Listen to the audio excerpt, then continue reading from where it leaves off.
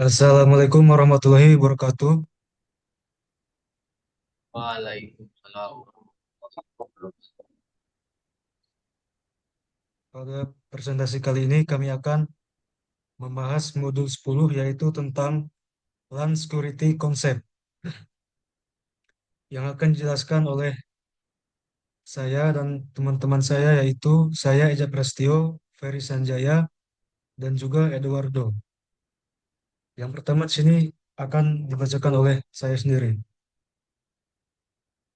Di sini pada poin 10.0.2 yaitu What will I learn in this module? Apa yang akan saya pelajari pada modul ini? Modul ini memiliki 5 topik titel dan topik objektif. Yang pertama di sini topik titelnya Endpoint Security, yang kedua Access Control, yang ketiga Layer 2 Security Threats, yang keempat MAC Address Table Attack, yang kelima LAN Attacks.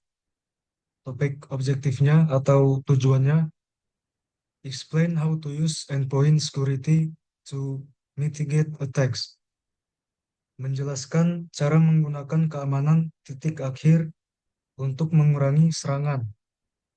Yang kedua, explain how AAA and 802.1x are used to authenticate LAN endpoints and device. Menjelaskan bagaimana AAA dan 802.1x digunakan untuk mengautentikasi titik akhir dan perangkat LAN. Yang ketiga, identify layer 2 vulnerabilities. Menjelaskan atau mengidentifikasi kerentanan layer 2. Yang keempat, explain how a MAC address table attack compromise LAN security. Menjelaskan bagaimana serangan tabel alamat MAC membahayakan keamanan LAN. Yang kelima, explain how LAN attacks compromise LAN security. Menjelaskan bagaimana serangan LAN membahayakan keamanan LAN atau LAN.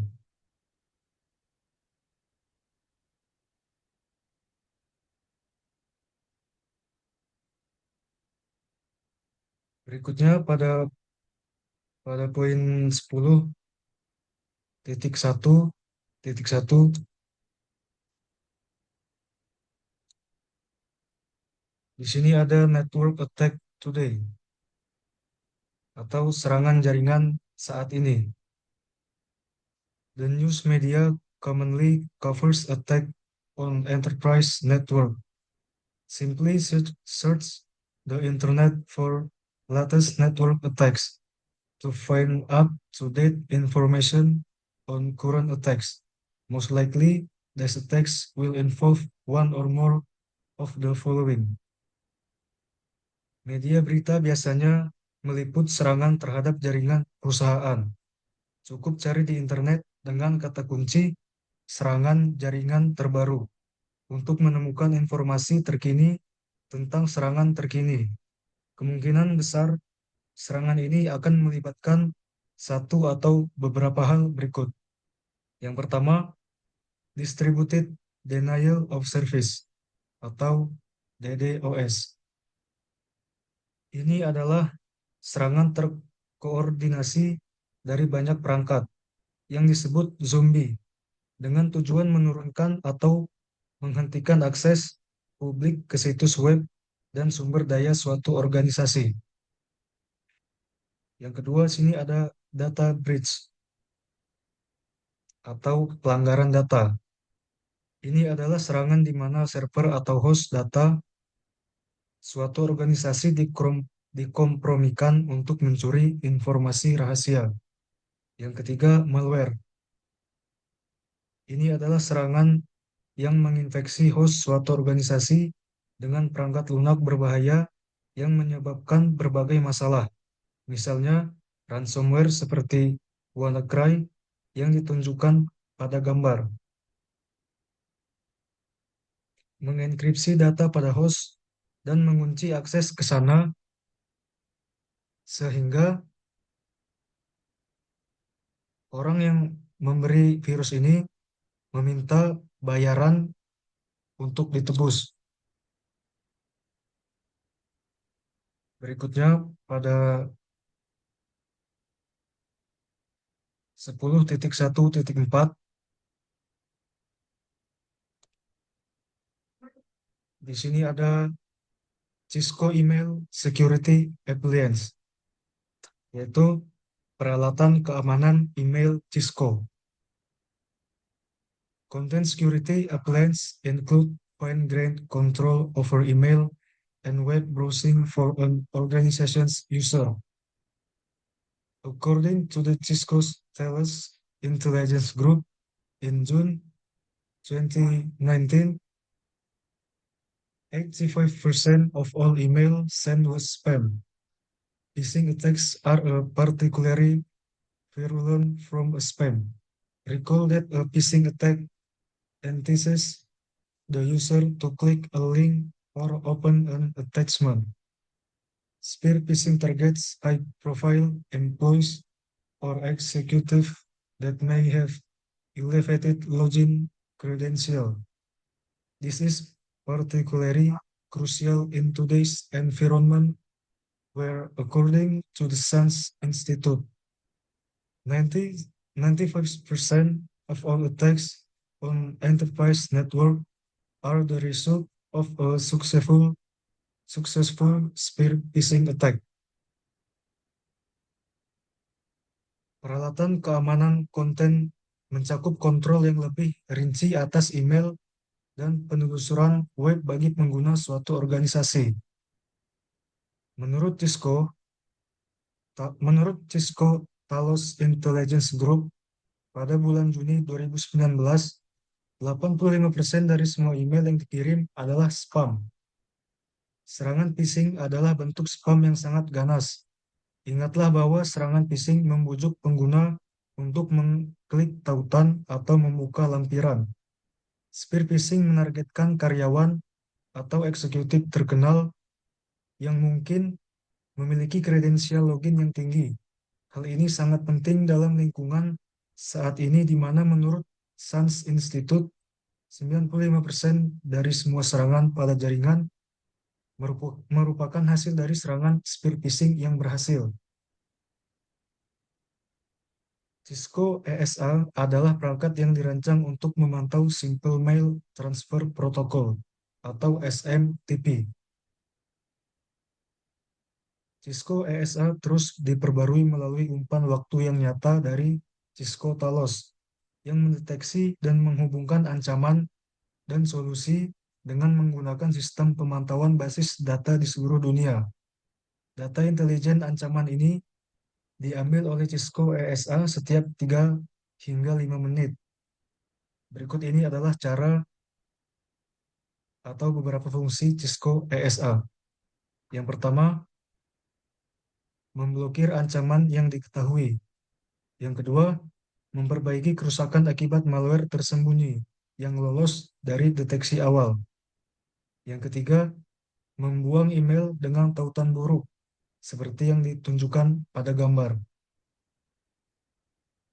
Yang keempat, memblokir akses ke situs yang baru terinfeksi. Yang kelima, mengenkripsi konten dalam email keluar untuk mencegah kehilangan data. Pada gambar ini adalah Cisco SA membuang email dengan tautan buruk.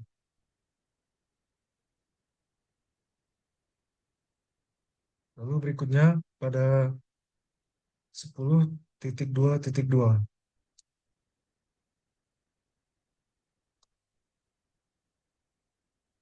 Di sini ada AAA components atau komponen AAA.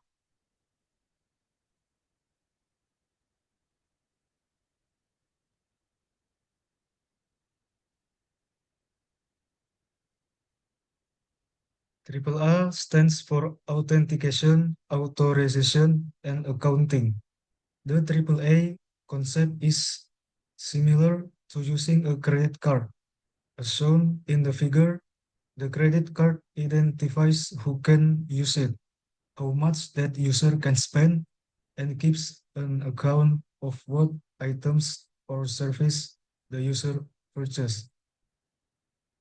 Triple A adalah singkatan dari autentikasi, authorization, dan accounting. Konsep triple A mirip dengan pengguna kartu kredit, seperti yang ditunjukkan pada gambar. Kartu kredit mengidentifikasi siapa yang dapat menggunakannya, berapa banyak yang dapat dibelanjakan pengguna, dan menyimpan catatan barang atau layanan apa yang dibeli pengguna. Triple A menyediakan kerangka kerja utama untuk menyiapkan kontrol akses pada perangkat jaringan. Triple A merupakan cara untuk kontrol siapa yang diizinkan mengakses jaringan atau autentikasi, apa yang dapat mereka lakukan saat berada di sana atau otorisasi, dan untuk mengaudit tindakan apa yang mereka lakukan saat mengakses jaringan atau akuntansi. Dan presentasi berikutnya akan dilanjutkan oleh Ferry Sanjaya. Untuk Ferry Sanjaya, dipersilahkan.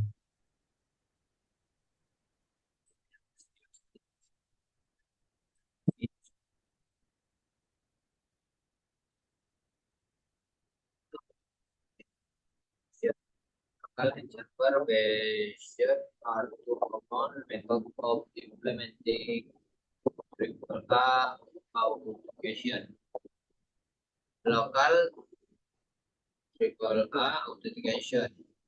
Local triple A storage username and password locally in a network device such as the physical router.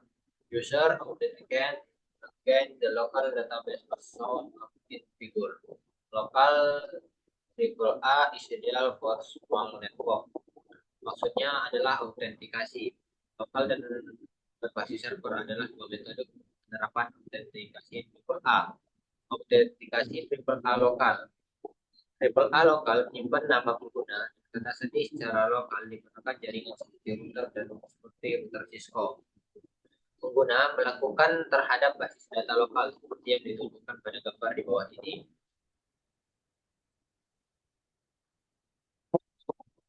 Di bawahnya, nah, di 10.2.4 ada authorization. Triple A authorization is automatic and does not require user to perform additional step after authentication. Authorization confirm what user can and cannot want the network after they are authenticate. Maksudnya adalah otorisasi. Otorisasi triple A bersifat otomatis dan tidak mengharuskan pengguna melakukan langkah tambahan setelah autentikasi. Otorisasi mengatur apa yang dapat dan tidak dapat dilakukan pengguna di jaringan setelah mereka diautentikasi. Otorisasi menggunakan serangkaian atribut yang menjelaskan akses pengguna ke jaringan. Atribut ini digunakan oleh server triple A untuk menentukan hak istimewa dan batasan bagi pengguna tersebut. Selanjutnya ada di 10.5.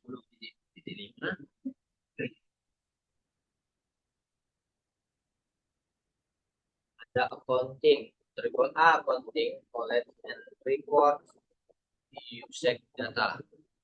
This data can be used for such purpose as auditing or billing. The collect data might include start and stop connection times, exhausted comment, number of packets, and number of bytes. A primary user of accounting is to combine it with triple A authentication. The triple A server keeps a detailed log of exactly what the authentication user does on the device. Also, the in configure. This include all action and configuration command used by the user. Maksudnya di 10.2.5 adalah akuntansi. Akuntansi Triple A mengumpulkan dan melaporkan data pengguna. Data ini dapat digunakan untuk tujuan seperti audit atau penagihan. Data yang dikumpulkan mungkin mencakup waktu koneksi mulai dan berhenti, perintah yang dijalankan, jumlah paket, dan jumlah bit. Penggunaan utama akuntansi adalah menggabungkannya dengan autentikasi Triple A. Server Triple A menyimpan log terperinci tentang apa yang dilakukan pengguna yang diautentikasi pada perangkat, seperti yang ditunjukkan pada gambar di bawah ini. Ini mencakup semua perintah action dan konfigurasi yang dikeluarkan oleh pengguna. Oh, ini adalah gambar topologinya. Selanjutnya di 10.2.6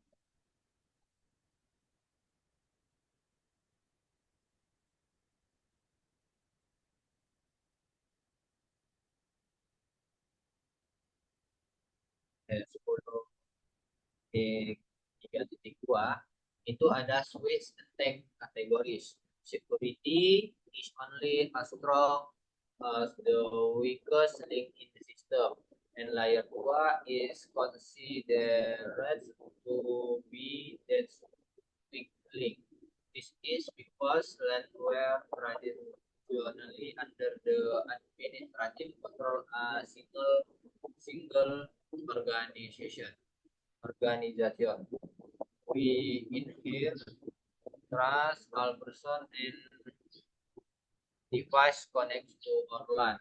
They with by OD and more sophisticated attack. Our LANs have become more vulnerable to vulnerability. Maksudnya di 10.3.2 adalah kategori serangan Swiss. Keamanan hanya sebuah mata rantai terlemah dalam sistem dan layer 2 dianggap sebagai mata rantai terlemah tersebut. Hal ini karena LAN secara tradisional berada di bawah kendali administratif satu organisasi. Kita pada dasarnya mempercayai semua orang dan perangkat yang terhubung ke LAN kita. Saat ini dengan BYOD atau BYOD dan serangan yang lebih canggih, dan kita menjadi lebih rentan terhadap penetrasi. Selanjutnya di bawahnya ada layer 2 attack. Bawahnya aja. Nah, layer 2 attack. Nah, di sini atau serangan lapisan 2. Yang pertama ada kategori, yang kedua ada contoh. Yang pertama backtabble attack atau serangan tabel MAC address. Contohnya termasuk serangan banjir alamat MAC address. Yang kedua ada VLAN attack atau serangan VLAN. Contohnya termasuk serangan VLAN hopping dan VLAN double tagging. Ini juga mencakup serangan antar perangkat pada VLAN yang sama. Yang ketiga ada DHCP attack atau serangan DHCP. Contohnya termasuk kelaparan DHCP dan serangan spoofing DHCP. Yang keempat ada baginya mungkin ada ARP attack atau serangan ARP. Contohnya itu termasuk serangan ARP spoofing dan ARP poisoning. Selanjutnya ada address spoofing attack atau mengatasi serangan spoofing. Contohnya itu termasuk serangan pemalsuan alamat address dan alamat IP. Yang terakhir ada STP attack atau serangan STP. Contohnya termasuk serangan manipulasi spanning tree protocol. Selanjutnya akan dilanjutkan oleh Edwardo pada Edwardo.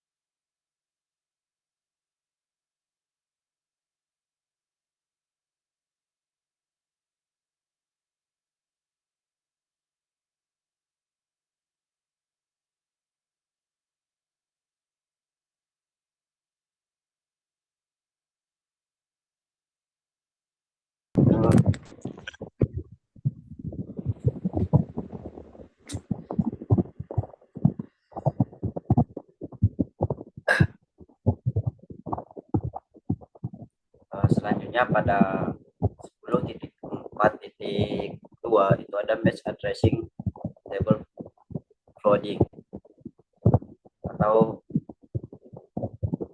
banjir tabel alamat match.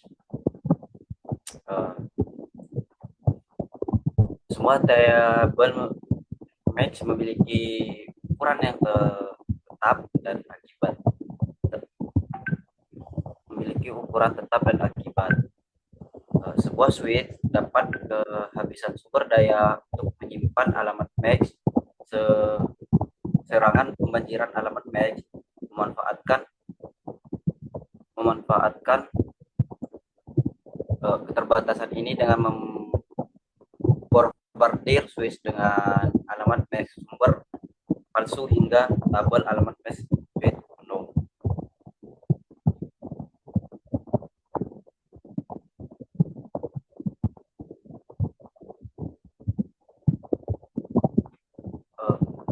Bila ini terjadi, switch memperlakukan prime sebagai unit cache yang tidak dikenal dan mulai membanjiri semua lalu lintas masuk dari semua port pada LAN yang sama tanpa merujuk ke tabel match. Kondisi ini sekarang memungkinkan pelaku ancaman untuk menangkap semua prime yang dikirim dari satu host ke host lain pada LAN lokal atau VLAN lokal. Wah, lagi aja.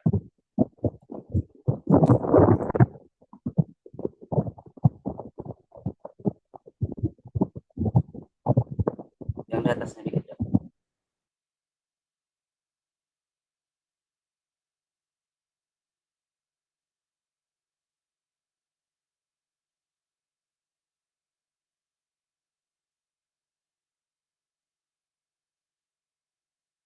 Atas sedikit ya.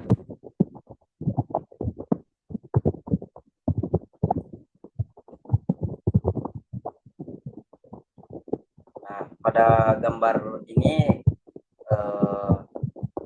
diperlihatkan bagaimana pelaku ancaman dapat dengan mudah menggunakan alat serangan jaringan Machov untuk membobol tabel alamat match.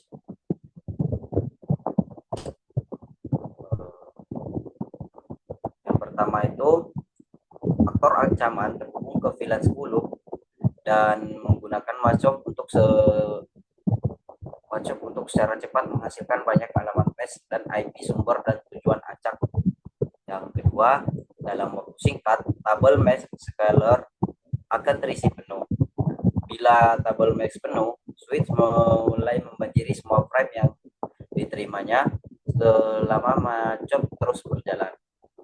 Tabel match tetap penuh dengan switch tersebut membanjiri semua prime termasuk dari setiap port yang terkait dengan VLAN.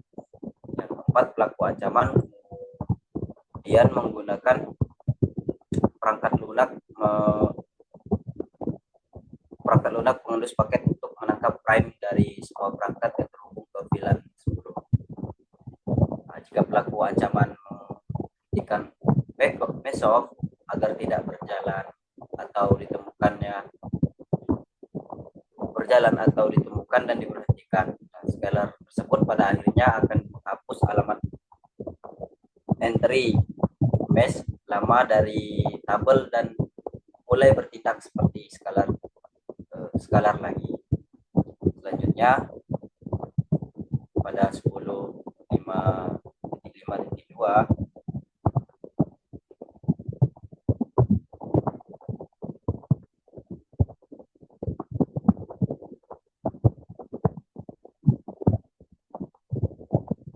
di sini ada VLAN hopping attacks atau serangan VLAN hopping. Pada serangan VLAN hopping ini memungkinkan lalu lintas dari VLAN terlihat oleh VLAN lain tanpa bantuan router. Dalam serangan VLAN hopping, dasar pelaku ancaman mengkonfigurasi host untuk bertindak seperti Swiss guna memanfaatkan fitur for trunking otomatis yang diaktifkan secara default di sebagian besar port Swiss.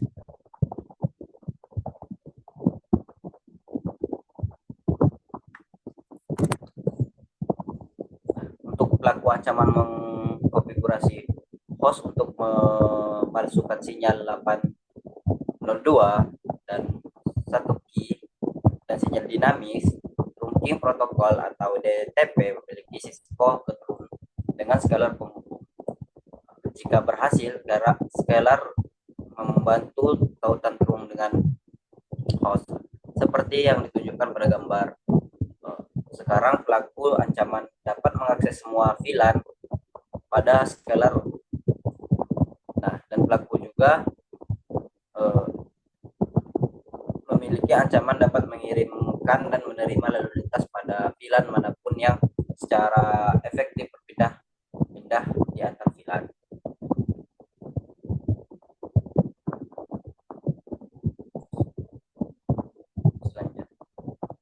Selanjutnya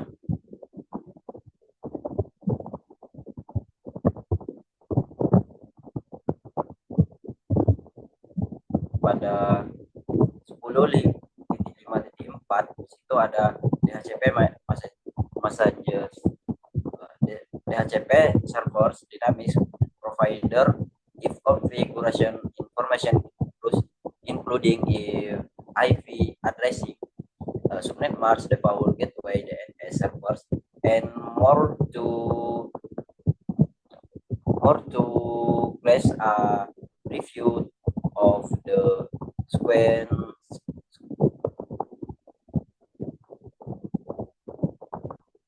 Kok ada hitung-hitung gitu ya?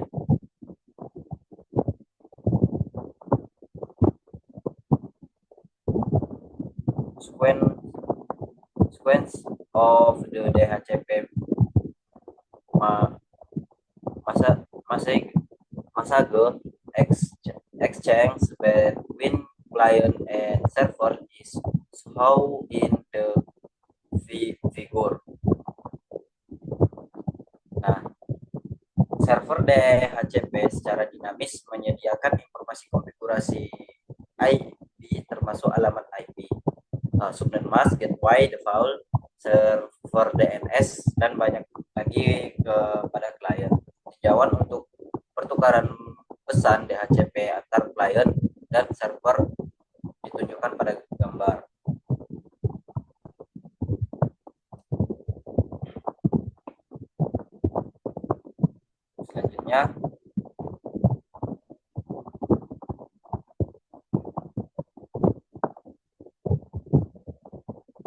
Selanjutnya pada 10.5.9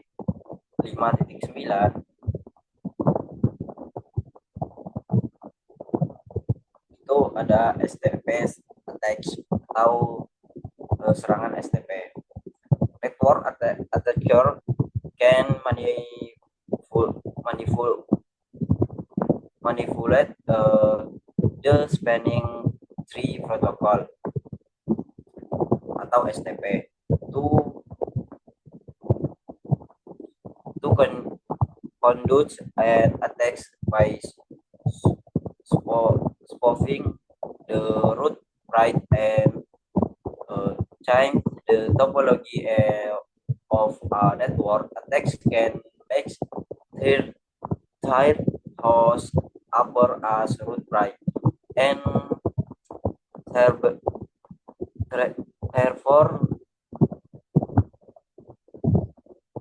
capture all traffic for the immediate Swiss domain. To count an STP manipulation attack, the attacking host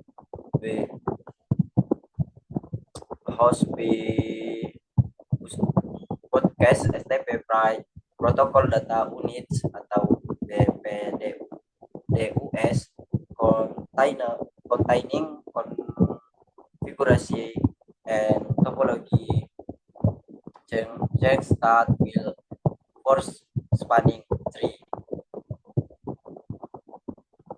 Resolution are shown in the figure.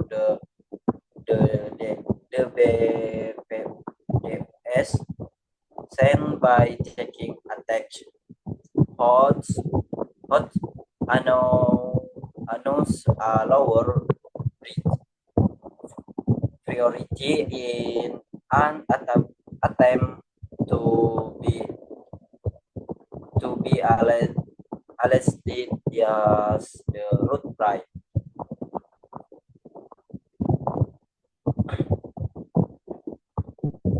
Ini menjelaskan tentang penyerangan jaringan dapat memanipulasi spanning tree protocol atau STP untuk melakukan serangan dengan memasukkan root right dan mengubah topologi jaringan. Penyerangan dapat membuat host mereka tampak sebagai root right dan dengan demikian menangkap semua lalu lintas untuk domain yang langsung dialihkan. Nah, untuk melakukan serangan manipulasi STP, host penyerangan menyiarkan unit data protokol jembatan STP ke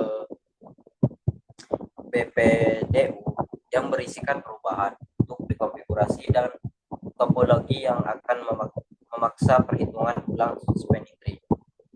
Nah, seperti yang ditunjukkan pada gambar, BPDU yang dimiliki oleh host penyerangan menggunakan prioritas jembatan yang lebih rendah dalam upaya untuk dipilih sebagai jembatan akar.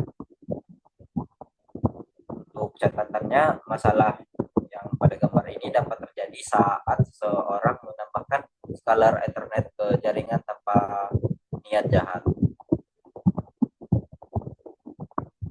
Selanjutnya saya kembalikan kepada moderator.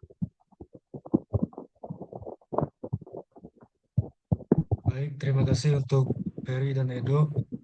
Sekian presentasi dari kami. Kurang lebihnya kami mohon maaf. Kami akhiri. Assalamualaikum warahmatullahi wabarakatuh. Waalaikumsalam warahmatullahi wabarakatuh.